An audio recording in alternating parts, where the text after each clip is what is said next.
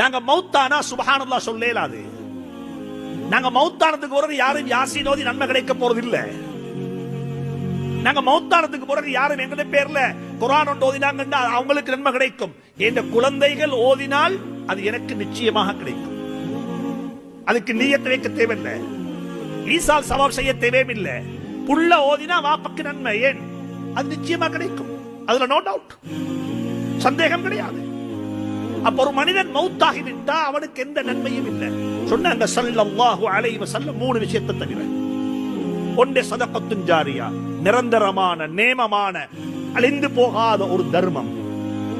ஒவ்வொருத்தரும் நியத்து வைங்க, மௌத்துக்கு முந்தி அப்படிப்பட்ட ஒன்றை செஞ்சுட்டு தான் மௌத்தாம். ஒரு கிணத்தை கட்டுவோம், ஒரு பள்ளியை கட்டுவோம், ஒரு மதரசா ஸ்கூலை கட்டுவோம், ஒரு லைப்ரரியை கட்டுவோம், ஒரு விளையாட்டு மைதானத்தை உருவாக்குவோம்.